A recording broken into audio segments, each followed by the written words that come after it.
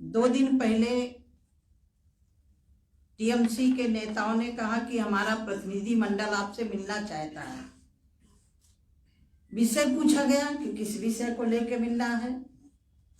उन्होंने कहा मनरेगा को मिलना है और केंद्र सरकार हमारे साथ सौतेला व्यवहार कर रही है। हमने कहा आइए, मैं सिर्फ दिल्ली टीएमसी के प्रतिनिधि मंडल से ही मिलने के लिए गई थी। मेरे पास बहुत काम था, काम छोड़ करके गई थी। मैंने कहा आप अपना तय कर लीजिए कितने लोग मिलेंगे। उन्होंने कहा हम 5 लोग मिलेंगे क्योंकि ज्यादा लोग में बातचीत नहीं हो पाएगी। मनरेगा में जो गड़बड़ियां हुई हैं हम अपने तथ्य रखेंगे।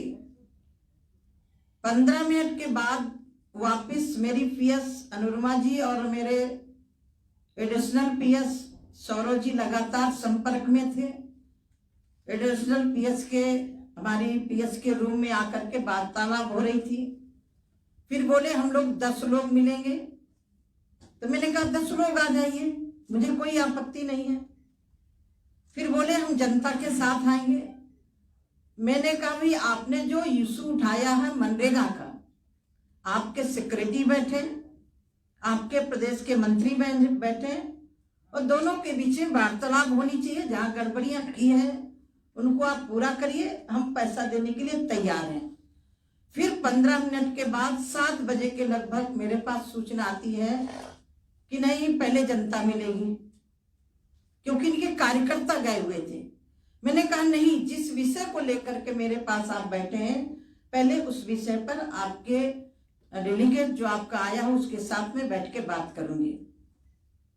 फिर बाद में आधे घंटे बाद 7:30 के बाद मेरे पास सूचना आती है कि हम सारे सांसद मिलेंगे। मैंने कहा पूरे सांसद आ जाइए, मुझे कोई दिक्कत नहीं है। मैंने तत्काल अपने ऑफिस में व्यवस्था करवाई कि सारे सांसद आ रहे हैं। फिर उसके बाद महुआ मित्रा जी मेरी पीएस के रूम में जाती हैं और कहती हैं मैं अकेले मिलूंगी। मैंने कहा अकेले तो आप कभी भी मिल सकती हैं, मिलने की मनाही नहीं है, लेकिन आज जो जिस विषय को लेकर के आप प्रतिनिधि मंडल लेकर के आए हैं, पूरा प्रतिनिधि मंडल आपका बैठे और बातचीत हो। फिर उसके बाद डोलो गई, उसके बाद राज्यसभा सांसद बहन गए कि हम अलग से मिलेंगे।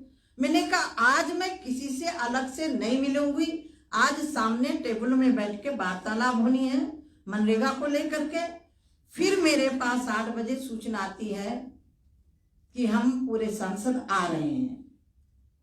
ये 6:30 बजे से, मैं 6 बजे पहुंच गई थी, 6:30 बजे से 8 बजे मेरे पास सूचना फिर आती है कि हम पूरे सांसद मिलेंगे। मैंने कहा आइए, कोई मनाही नहीं है। अब मैं वेट करती रही। 8:20 में फिर मेरे पास सूचना आती है कि हम पहले जनता से आप मिलिए। मैंने कहा जनता तो मेरी है, मुझे जनता से कोई मिलने की दिक्कत नहीं है। पश्चिम बंगाल मेरे से अलग नहीं है, लेकिन जिस विषय को लेकर के आप आए हैं पहले उस विषय पर चर्चा होनी चाहिए।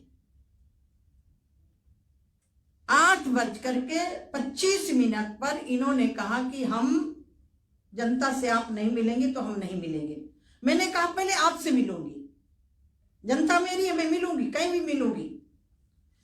जिस तरह से महुआ मित्रा जी ने माननीय मोदी जी को मेरे को झूठा बोला, इसीलिए मुझे अपने ऑफिस की वीडियो बनवानी पड़ी।